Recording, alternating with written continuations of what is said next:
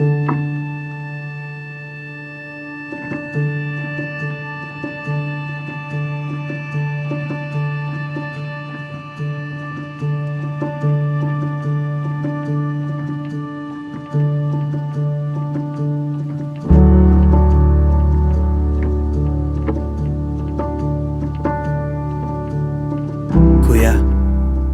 gumigising akong wala ka na. Kahit himbing ako nang umuwi ka, langhap ko sa umaga ang mabangong sangag at sa pagbukas ng pinto, nakahatag ang lahat. Itong kakanin sa araw-araw na halos pahabain mo, matustusan lamang ang aking pagkatuto. Mag-isa nga ako, oo, sa dulang na ito. Ngunit naroroong madarama ang haplos mo sa hawakan ng taasan ng kapeng iinumin ko. Sa kubyertos na pupulutin sa tabi, kahit sa ipinantaklob na platong kubli ang init ng iyong ipinirito. Kumain ka na kaya? Ang giit mo, sapat nang makita sa dingding ang uwi kong mga pasabit at pagkilala.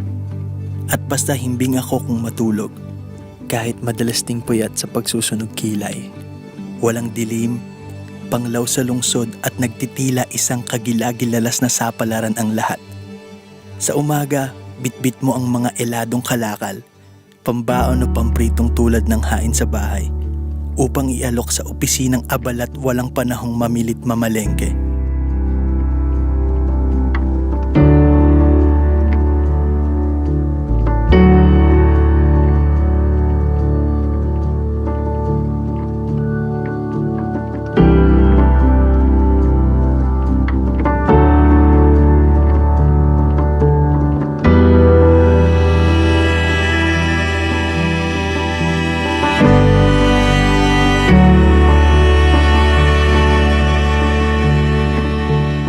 May panahon ka pa kaya sa sarili?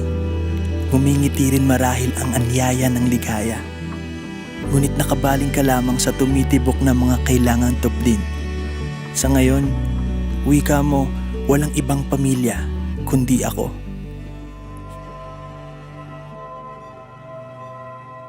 Hindi ka titigil. Sasagitsit ka sa kapitbahay para mamasada ng kanilang sasakyan.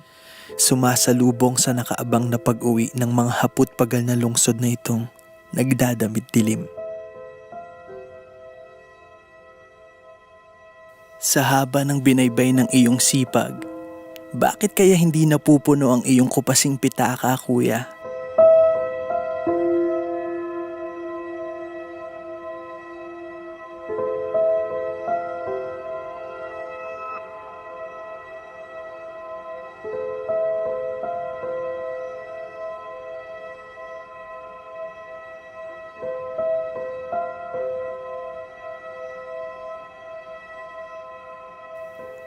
Ikaw na madalas nakaliligtas sa sarili. Ikaw pa itong aking nililigtaan, lalo't minsan sarili lamang ang iniisip at ang mga lunggatit saglit na ligayang hindi talaga maiwasan.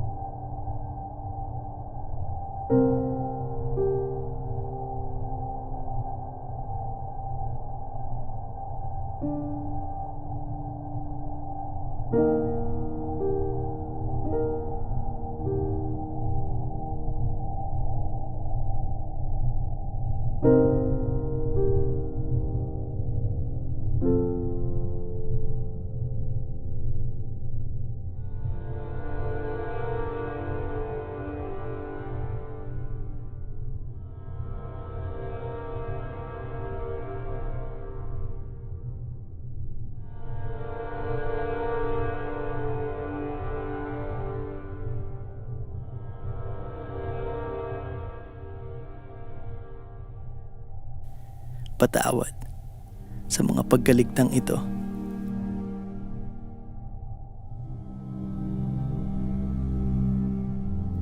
Kuya, Sa lahat ng iyong hirap, may hirapan yata akong tumbasan itong lahat. Susubukin ko.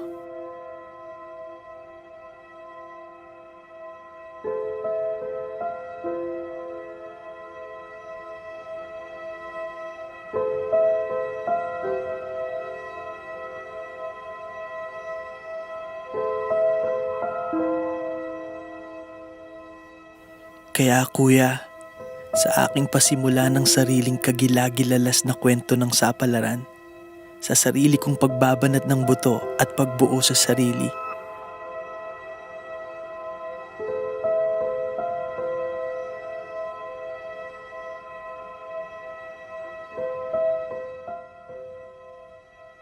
hayaan mo akong humugot at sa bulsa ko'y sumambot ng ilang pirasong pasasalamat.